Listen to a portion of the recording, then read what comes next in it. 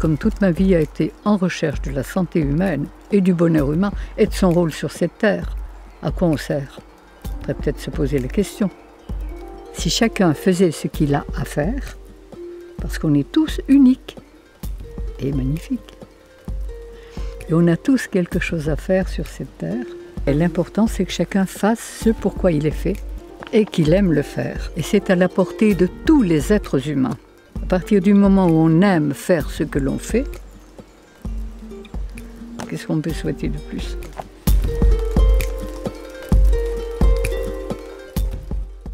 Quand on ne sait plus ce qu'on a à faire et qu'on cherche ce bien-être, qu'on a l'intelligence et la force pour le faire, on fait des affaires. Mais les affaires, ça ne marche pas généralement pour le bien de tout le monde. C'est juste pour son propre compte, même au détriment des autres. Quand on ne sait pas, on sert ce qu'on croit. On croit que notre situation, on croit que l'argent, on croit l'amour, on croit le sexe, on a des croyances. Mais ce sont des croyances en pleine illusion qui ne nous apportent pas la totalité de ce qu'on attend. Ce qu'on a élu comme princesse absolue, la suprême rentabilité. Mais on n'a plus conscience aux véritables richesses de la vie. Et on n'achète pas tout avec l'argent. On achète une maison, on n'achète pas un foyer. On achète des médicaments, on n'achète pas la santé. On achète des plaisirs, on n'achète pas le bonheur. On fabrique son enfer et ses souffrances, parce qu'on est inconscient, on est ignorant. Comme la pensée crée et attire tous les éléments auxquels nous pensons, eh bien, nous attirons tout ce que nous pensons négativement et nous faisons de notre vie une vie de souffrance, de frustration, de misère et de maladie et de guerre. C'est l'enfer. Et on cherche, parce qu'on n'est pas heureux. Et la souffrance et la maladie sont là pour nous réveiller. C'est le voyant rouge qui s'allume. Et plus on souffrira, plus on va chercher, on va se dire. Alors on va accepter dans un premier temps ce qui nous est proposé, mais au bout de quelques temps, on se rend compte que ça ne marche pas. Donc à l'heure actuelle, le monde entier est en train de chercher. Et se rend compte qu'il y a autre chose.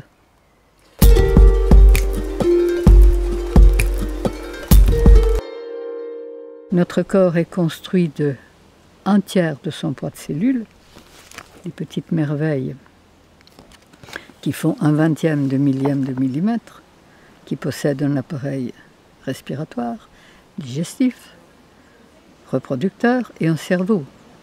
Elles ont des antennes, le décodeur, le câble et l'émetteur. Et c'est un ensemble de choses. L'être est un ensemble. Il travaille. Et son cœur, son corps, son âme travaillent l'un par l'autre et l'un pour l'autre. Alors la spécialisation, moi je veux bien, mais c'est le même sang qui irrigue vos cheveux et vos doigts de pied. Et ce qui se passe dans notre corps, nous sommes sans doute chacun une cellule de l'univers. Nous sommes capteurs et émetteurs, comme toutes les créatures de l'univers.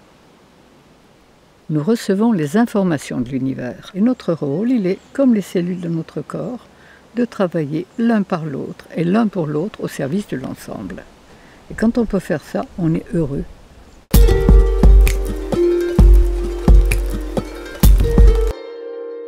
Nous recevons les informations de l'univers. Et ce que les religions ont appelé Dieu, qu'on peut appeler l'intelligence de la vie, qu'on peut appeler comme on veut, il a établi des lois de fonctionnement pour chaque créature. Et la moindre des choses est de respecter ces lois de fonctionnement. À partir de là, on se rend compte que la nature nous a tout donné, absolument tout, pour faire de notre vie un paradis. On est guidé, on est téléguidé en permanence. Et si on est guidé par les forces de la vie, on ne peut que servir la vie. Qu'on soit dans le désert, qu'on soit au pôle Nord, on est bien partout. Quand on est bien intérieurement, et avec l'intelligence de la vie qui nous dirige, on est bien partout. Et plus on sert la vie, plus elle nous sert. Moi, je suis émerveillée tous les jours de voir, à mon âge, tout ce qui m'arrive de merveilleux. Et c'est tous les jours. Si c'est pas ça le paradis, moi.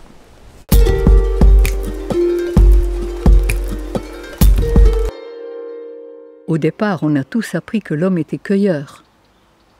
Et qu'à un moment, il est devenu cueilleur-chasseur. Et que c'est à partir de là, paraît-il,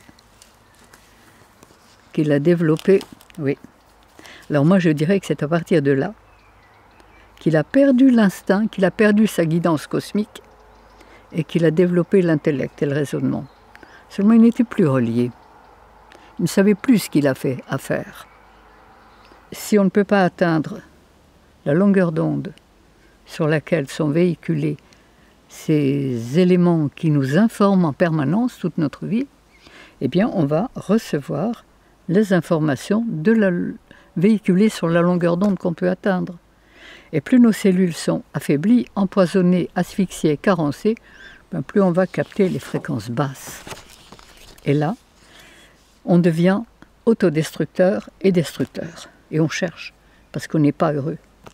On est ignorant, mais parce qu'on est empoisonné et qu'on n'a plus accès. Comme on n'a pas compris ces lois, et qu'on a mis dans notre corps n'importe quel carburant, obligatoirement, nos chères petites cellules empoisonnées, carencées,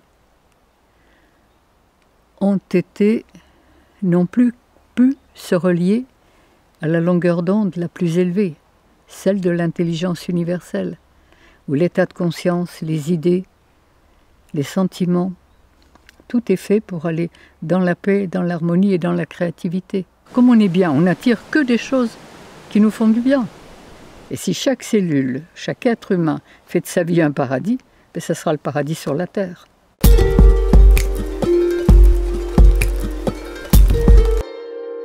J'ai vu mourir très jeune 3 êtres chers, bien soignés comme on l'entend classiquement. Et là, perdre sa maman quand on a 4 petits frères et sœurs et qu'on a 15 ans, c'est pas très drôle. Et j'ai rencontré quelqu'un qui m'a dit, mais il y a 2 médecines, une médecine de santé, une médecine de maladie. On a découvert, on a pratiqué. Mon mari et moi, on était mariés à l'époque. Et on s'est rendu compte qu'il y avait un autre chemin de vie. J'ai fait un doctorat en naturopathie il y a 60 ans. Quand j'ai découvert ces choses, j'avais une boutique de prêt-à-porter, j'avais un atelier de couture et j'adorais ça. Et 15 jours après, mon mari m'a dit « Dépêche-toi de vendre ta boutique, tu n'en feras plus rien ». C'était vrai, j'avais découvert ce que je cherchais depuis toujours. Le moyen d'être heureux et en bonne santé. Et là, j'ai commencé à travailler, comme tous les naturopathes, avec une alimentation végétale, mais cuite. On n'avait pas encore compris l'essentiel. Puis, au bout de 15 ans de naturopathie, que l'on croyait évidemment, qui nous avait déjà apporté beaucoup, eh bien, mon mari, qui avait de l'asthme depuis qu'il était enfant, et qui avait été beaucoup ventoliné et théophiliné, est mort d'une insuffisance cardiaque à 44 ans. Et ça a été l'élément qui m'a permis d'aller plus loin et de me dire que l'alimentation, c'était une chose, mais que ce n'était pas suffisant. Il y avait quelque chose qui nous avait échappé. C'est la mort de mon mari à 44 ans qui m'a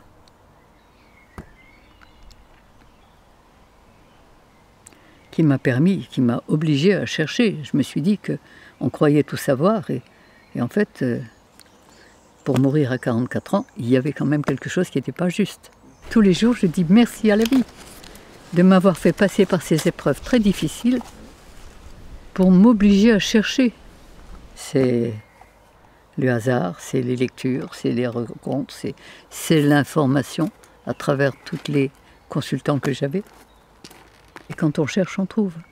Et j'ai trouvé un bout de chemin, puis un autre bout. Et puis, de bout en bout, j'ai rassemblé. Il y avait un autre chemin de vie, celui du respect des lois de la vie.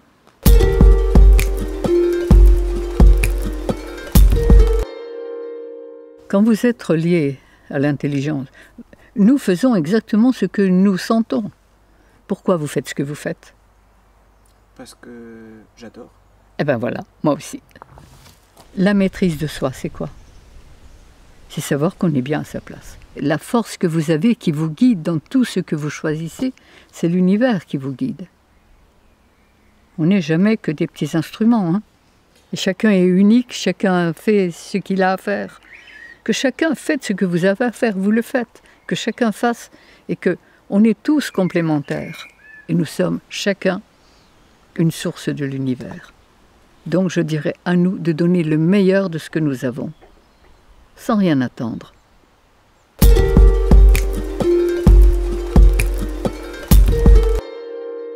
La santé est ce que nous avons de plus précieux.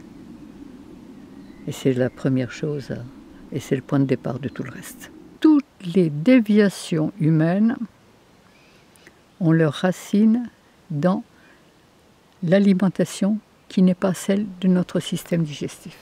Et je me suis rendu compte qu'en mangeant des aliments vivants, ils pouvaient nous apporter de la vie. Étant donné que notre foie, le foie humain, a été conçu et construit pour digérer les fruits de la cueillette, et que le système, les fruits nous apportent l'énergie de l'air, de l'eau, de la terre, du soleil. Les fruits, c'est le sucre. C'est le carburant de notre système humain. Et quand on mange des fruits, on se rend compte qu'on n'a pas faim et qu'il faut en manger peu pour être rassasié. Si on n'avait donné que de l'herbe et du foin aux vaches, ces pauvres bêtes n'auraient été ni malades et encore moins folles. Et c'est exactement pareil pour les hommes. S'ils donnaient à leur corps les aliments qui sont faits pour son système digestif, pourquoi les hommes ont changé leur alimentation? Pourquoi ils ne sont pas restés cueilleurs et qu'ils sont devenus cueilleurs-chasseurs? Quand vous avez une voiture au diesel, vous ne la faites pas marcher au super. Et pour moi, le péché originel, c'est la cuisson de nos aliments. Mais on a tellement l'habitude à cette nourriture qu'on n'imagine pas pouvoir s'en passer. Pourtant, quand on découvre tout ce qu'on peut faire avec des végétaux, avec des légumes, avec des graines germées, avec des fruits, c'est absolument infini. Et c'est créatif et c'est délicieux au maximum. Et c'est très nutritif. Et quand je vois la transformation psychologique, émotionnelle de tous les gens qui ont changé d'alimentation, qui ont nettoyé leurs humeurs, c'est plus les mêmes. Ils changent de vie et en fonction de ça, les maladies disparaissent. Et qu'elles soient psychologiques, qu'elles soient émotionnelles, qu'elles soient physiques.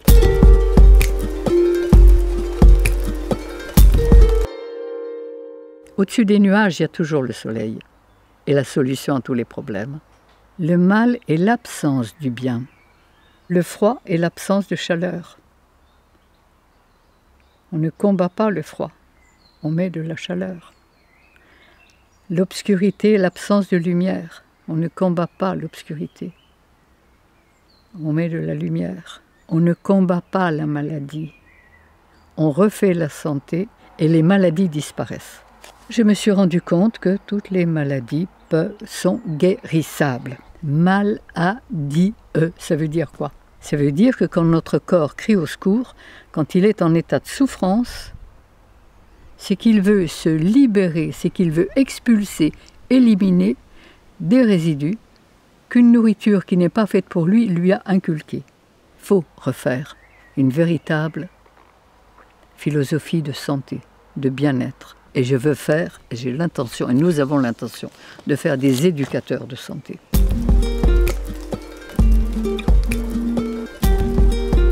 J'étais morte de peur. J'ai été dans la souffrance la plus absolue. Et c'est pourquoi, sachant ce que je sais, j'ai envie de communiquer et que chacun puisse découvrir qu'il peut être heureux, en forme, créatif. Et c'est ça que je veux crier au monde entier. Ça me rend profondément heureuse, en conscience, parce que j'ai l'impression de faire ce que j'ai à faire. Cherchez et vous trouverez. Demandez et vous recevrez. Nous sommes chacun comme une source. Plus elle donne son eau, plus elle en reçoit. Et plus vous donnerez, plus vous recevrez. Plus vous donnerez du bon, plus vous recevrez du bon. Plus vous donnerez du mauvais, plus vous recevrez du mauvais. Chacun de nous est créateur de son existence et de sa vie.